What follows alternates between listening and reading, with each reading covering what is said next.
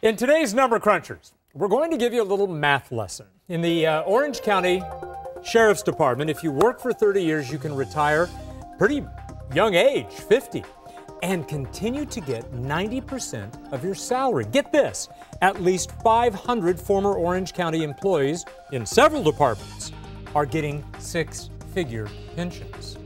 Orange County actually sued to reduce those payments. The county, along with everybody else in the state, is nearly broke, and the county lost its 4-year battle. OC Supervisor John Moorlach, who spearheaded the attempt, he says the taxpayers now have to figure out how they're all going to pay those billions of dollars in pensions. Hey, when you were fat, dumb, and rich, you could be sloppy. Well, you can't be sloppy anymore as a municipality. Every dollar counts. The pension business in the public sector is an elevator that goes one way. It only goes up. There is no down button. It was a ticking time bomb 10 years ago. It's already blown up. We paid about $3.3 million in total to try and save probably $500 million.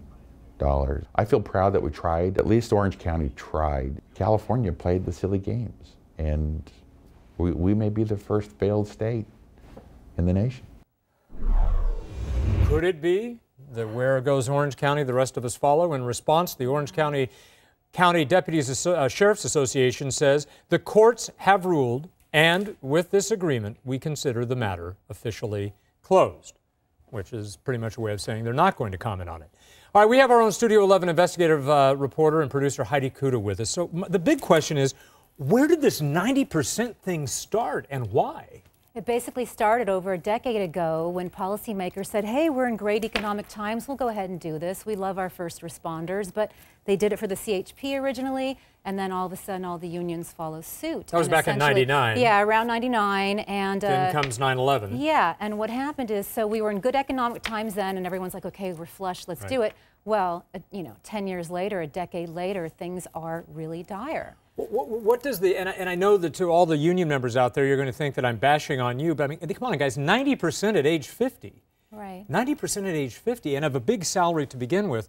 Does the county have any other recourse? Is this it? Can it go any further up? You know what? Basically, the public employees themselves should be the most concerned about this because they're counting on this money and they need to actually be looking at the reality. The reality is that cities are facing bankruptcy over pensions. Santa Ana is, looking at Chapter 9 bankruptcy right now simply because, in part, they can't afford these pensions. And very quickly, the state of California really was hoping that this was going to set some sort of precedent, and it fell apart. Yes, it was. And the funny thing is, John Moorlach, who says he's a loser, he's actually a winner because the bottom line is he's putting this out there and everybody's looking at it right now. And come November, don't be surprised if you start seeing more and more noise about pension reform. Got it. All right.